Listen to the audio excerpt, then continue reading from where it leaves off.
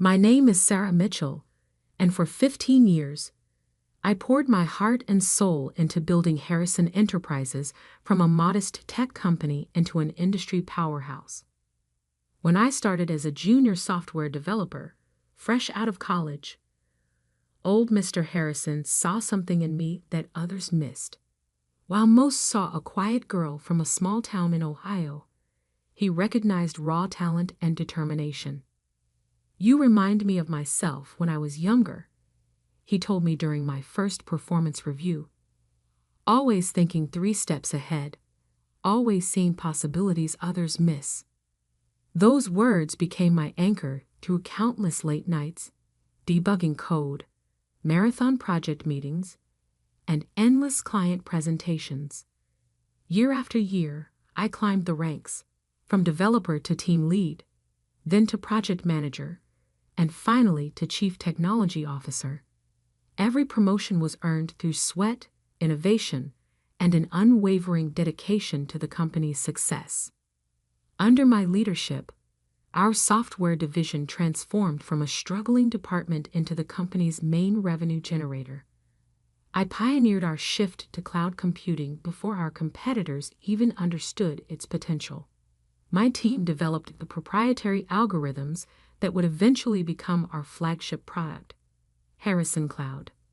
But everything changed when old Mr. Harrison had his stroke. I remember that day clearly. I was in the middle of a client meeting when my assistant burst in, face pale. "Mr. Harrison, hospital. It's serious." The next few weeks were a blur of hospital visits, emergency board meetings, and desperate attempts to keep the company running smoothly while our founder and CEO fought for his life. Then came Marcus Harrison, the prodigal son, rushing back from his extended, finding himself tour of Europe to take the reins of his father's company. I had met Marcus a few times over the years, usually at company holiday parties where he'd make brief appearances before disappearing to whatever exotic location caught his fancy that month. From day one, Marcus made it clear he had different plans for Harrison Enterprises. "We need to modernize," he declared in his first board meeting, dismissing 15 years of steady growth and innovation with a wave of his manicured hand. "Everything's so old-fashioned here." I tried to be diplomatic. "Perhaps we should review the company's current trajectory and success metrics before making any drastic changes," I suggested, sliding over a folder containing our latest quarterly reports. Our cloud division alone has seen 300% growth in the past 2 years. Marcus didn't even glance at the numbers. "That's exactly what I'm talking about," he scoffed. "Cloud computing? That's yesterday's news. We need to be in blockchain, NFTs, the metaverse." Over the next 6 months, I watched in horror as Marcus systematically dismantled everything we had built. He hired a parade of flashy consultants, each with their own revolutionary vision for the company.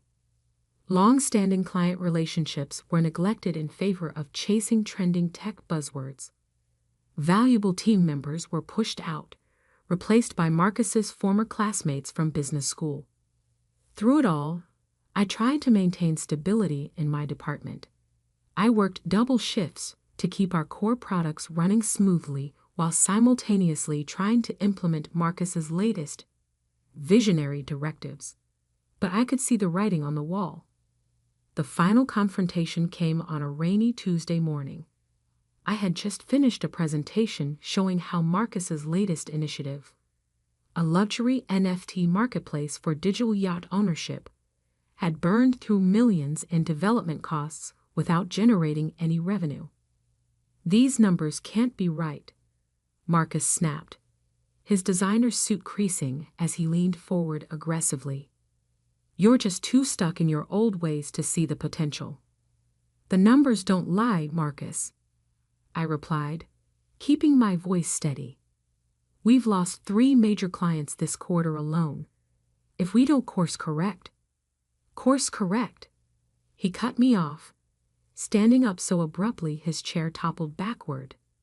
"The only thing that needs correcting is you. You're the problem here, Sarah. You and your outdated thinking are holding this company back." I maintained my composure, even as I felt 15 years of dedication being crushed under the weight of his contempt. "I've given everything to this company, Marcus. Your father—" "My father isn't here anymore," he shouted, face reddening. "This is my company now, and I don't need some small-town nobody telling me how to run it. You're fired. Get out." The office fell silent. Dozens of faces turned away, pretending not to witness my humiliation. I slowly gathered my things, my mind already racing ahead to what needed to be done next. As I reached the door, Marcus couldn't resist one final jab. "Good luck finding another job at your age. Maybe try something more your speed, like teaching basic computer skills at the local library." I turned back, meeting his smug gaze with a calm smile that seemed to unnerve him slightly. "Thank you for the suggestion, Marcus, but I already have something lined up." What Marcus didn't know, what none of them knew, was that 5 years ago, I had started my own company on the side.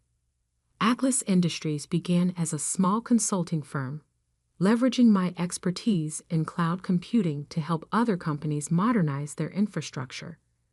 While Harrison Enterprises had my loyalty during business hours, my nights and weekends were devoted to building something of my own.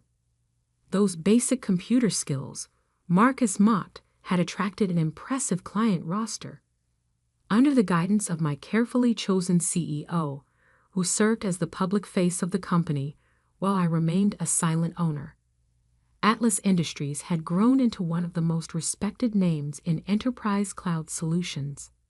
And tomorrow morning, Harrison Enterprises would be desperately pitching their services to Atlas Industries, unaware that the worthless employee they had just fired was actually the owner of the company they were trying to impress. As I drove home that evening, my phone buzzed with a message from my Atlas Industries CEO. "Everything's set for tomorrow's meeting. You sure you want to handle this personally?" I smiled, thinking of Marcus's smug face and what it would look like when he realized the truth.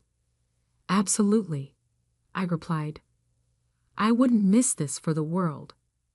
The Atlas Industries headquarters occupied the entire top floor of the city's most prestigious office building.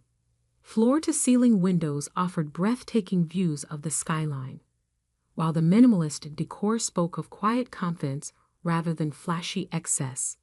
I stood in my private elevator, watching floor numbers tick upward, mentally preparing myself for what was about to unfold. "Good morning, Ms. Mitchell." My assistant Emma greeted me as I stepped out. After 5 years, she was one of the few who knew both sides of my life. The silent owner of Atlas Industries and the now former CTO of Harrison Enterprises. The Harrison team arrived 15 minutes ago. Mr. Marcus Harrison is quite vocal about the wait. I smiled, adjusting my tailored blazer. Gone was the intentionally understated wardrobe I'd worn at Harrison Enterprises. Today, I dressed the part of a CEO who could make or break a company's future. "How long have they been waiting?" 20 minutes, Emma replied, a hint of amusement in her voice. "Mr. Harrison has mentioned his important position approximately 7 times. Well, I checked my reflection in the brushed steel walls. Let's not keep them waiting any longer." The main conference room fell silent as I entered. Marcus stood at the head of the table, mid-rant about the disrespect of being kept waiting.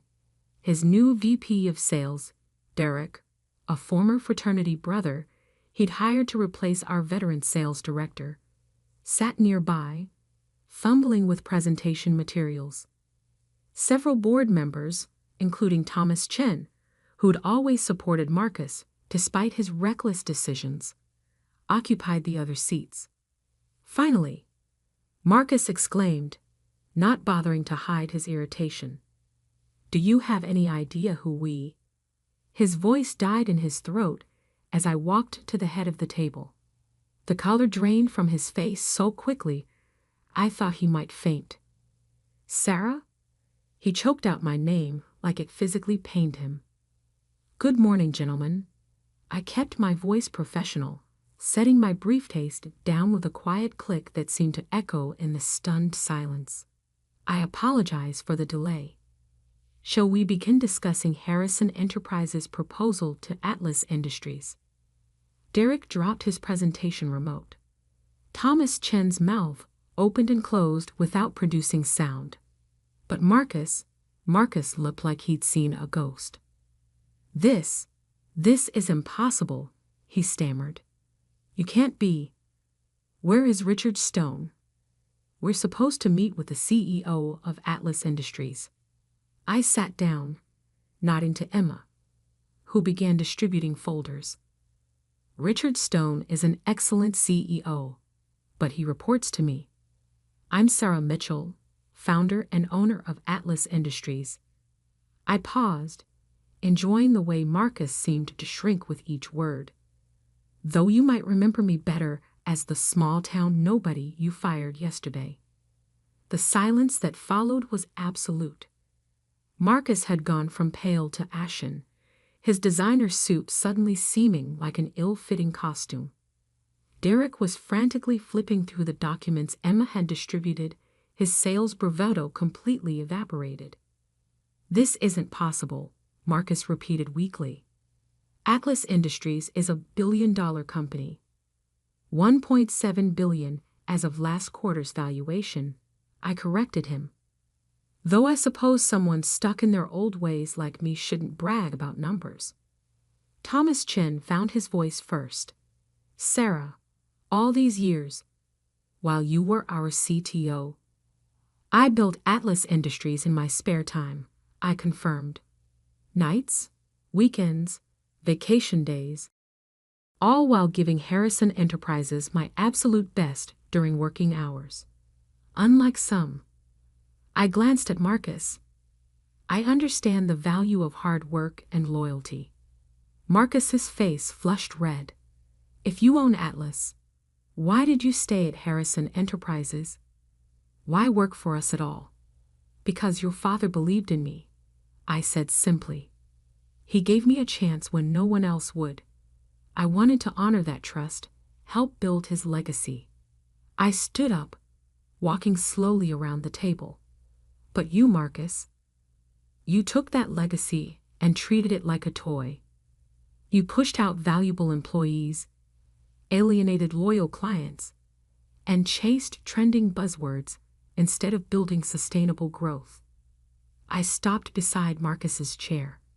Yesterday, you told me to try teaching basic computer skills.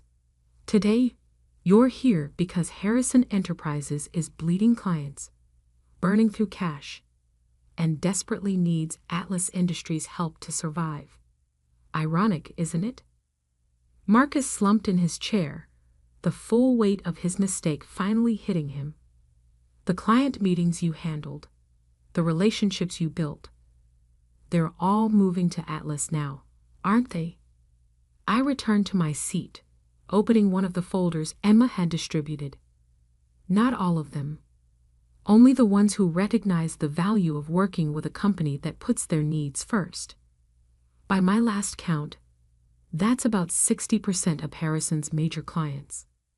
You can't do this, Marcus protested, but his voice lacked conviction. It's not fair. Fair. I raised an eyebrow. Like how you treated the employees who built your father's company. Like how you dismissed 15 years of my dedication because you thought I was beneath you. I pulled out a document and slid it across the table. Here's what's going to happen. Atlas Industries is prepared to acquire Harrison Enterprises. The terms are non-negotiable. You can either accept our offer or watch as your father's company continues its decline under your leadership. You want to buy us out? Thomas Chen asked, already reaching for the document. Not quite, I corrected him. Atlas Industries will assume control of operations. Marcus will step down as CEO, effective immediately. The board will be restructured, and the company will return to the principles that made it successful under Mr. Harrison's leadership. Marcus shot to his feet, his chair clattering backward. You can't do this. I won't let you. Marcus, Thomas Chin cut him off sharply. Sit down and be quiet. You've done enough damage. He turned to me, his expression grave. The terms of this offer, they're more generous than we deserve. I'm not doing this for revenge, I said quietly. Your father built something meaningful, Marcus. Something that provided jobs, supported families, created real value in the world. I won't let you destroy that because of your ego. The next hour passed in a blur of signatures and legal requirements. Marcus sat in stunned silence as his authority was stripped away piece by piece. When it was done, when Harrison Enterprises officially became a subsidiary of Atlas Industries, I stood to conclude the meeting. One last thing, I said, looking directly at Marcus. Clear out your office by the end of the day. Emma will show you out. As they filed out of the conference room, I heard Derek mutter to Marcus, Dude, you fired the wrong person. Standing at the window, watching the city spread out below, I felt no satisfaction in Marcus's humiliation. This wasn't about revenge. It was about protecting what his father had built, about ensuring that good people didn't suffer because of one man's arrogance. Emma appeared at my side with a coffee. Was it worth it? Keeping Atlas a secret all these years. I thought about old Mr. Harrison, still recovering in his hospital bed. I thought about the employees at Harrison Enterprises who could now stop worrying about their jobs. I thought about the clients who would continue receiving the quality service they deserved. It wasn't about keeping secrets, I said finally. It was about building something meaningful, something that could make a difference when it really mattered. Little did I know, this was just the beginning. Marcus might have been defeated, but he wasn't done fighting, and what he did next would force me to defend not just Harrison Enterprises, but everything I had built. Marcus Harrison might have lost control of his company, but wounded pride can be dangerous. I should have known he wouldn't accept defeat gracefully. The first attack came 3 days after the acquisition. I was reviewing quarterly projections when Emma burst into my office, her usual composure shattered. Sarah, you need to see this. She handed me her tablet, open to a major tech news website. The headline made my blood run cold. Atlas Industries, ACQUI, Titanium of Harrison Enterprises, NDRNVSTIGATL, for INSIDER Trading. The article, citing anonymous sources close to the situation, suggested I had used my position as CTO to manipulate Harrison Enterprises' value, making it vulnerable to Atlas's takeover. It was a clever angle, one that played perfectly into Marcus's narrative of betrayal. Get our legal team on this immediately, I told Emma, already reaching for my phone, and set up a meeting with the board for. My phone buzzed with an incoming call. Thomas Chin. Sarah. His voice was tight with concern. Have you seen the article? Yes. Marcus's handiwork, I assume. He's not just throwing accusations around, Thomas warned. He's filed formal complaints with the SEC. He's claiming you deliberately sabotaged projects, drove away clients, all to devalue the company for Atlas's benefit. I laughed, but there was no humor in it. The same projects he ordered us to abandon, the same clients he alienated with his visionary pivots. You and I know that, But perception matters.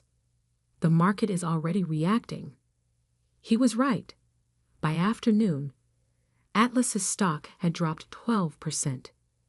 Several major clients put their contracts on hold, waiting to see how the scandal would play out.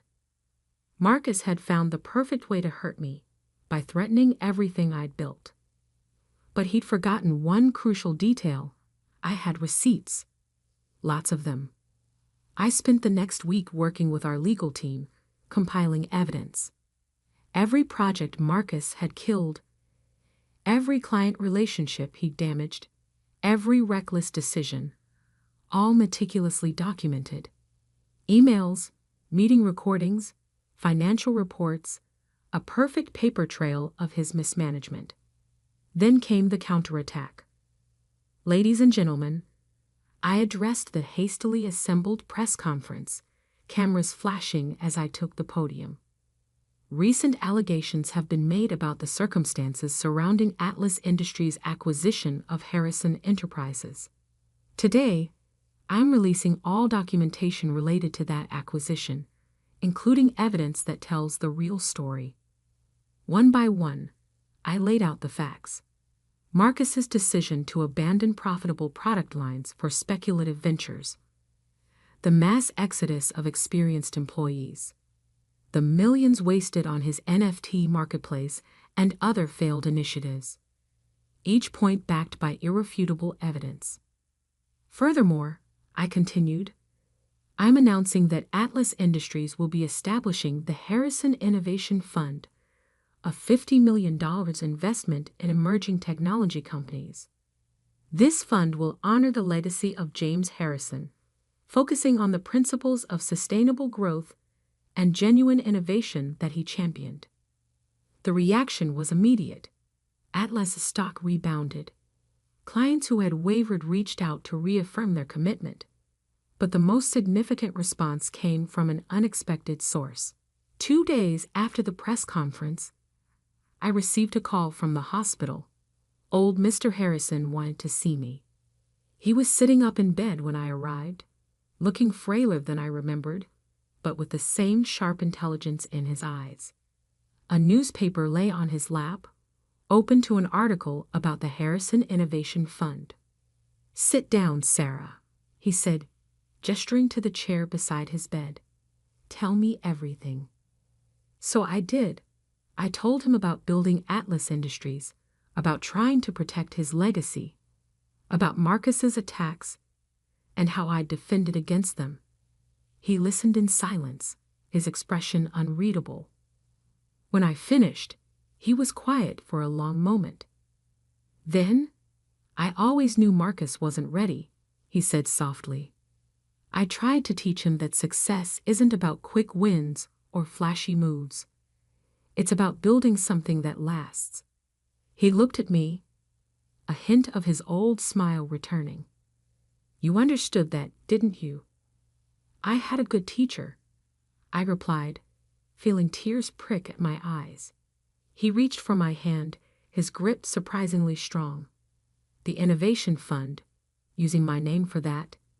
Thank you. It's your legacy," I said simply. "It should help build more success stories." The next morning, Marcus made his final move. He called a press conference of his own, clearly planning another attack. But before he could speak, his father was wheeled onto the stage.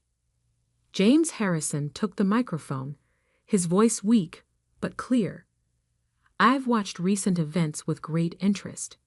My son claims his company was stolen from him. He's wrong. Harrison Enterprises wasn't stolen, it was saved. Saved by someone who understood its true value, who protected its legacy when others would have squandered it." The room erupted in camera flashes as Marcus stood frozen, watching his last attempt at revenge crumble. "Sarah Mitchell," Mr. Harrison continued, "has my full support and gratitude. The Harrison Innovation Fund she established proves what I've always known. She understands that true success isn't measured by quarterly profits or trending technologies, but by the positive impact we create in the world." Marcus left the stage without a word. It was the last time I saw him in person, though I heard he started a cryptocurrency venture in Miami that failed within 6 months. 1 year later, I stood in the newly renovated Harrison Enterprises lobby, now a division of Atlas Industries. The building had been modernized, but we kept the core elements that made it special, including the wall of employee photos that Mr. Harrison had always maintained. "Ms. Mitchell?" A young developer approached, clutching a laptop. "I had some ideas about improving our cloud infrastructure, if you have time to look." I smiled, remembering another young developer who'd once nervously pitched ideas to a CEO who took the time to listen. "Of course. Let's hear what you've got." The Harrison Innovation Fund has since helped launch dozens of successful startups. Old Mr. Harrison serves on its advisory board. His health improved enough for part-time work.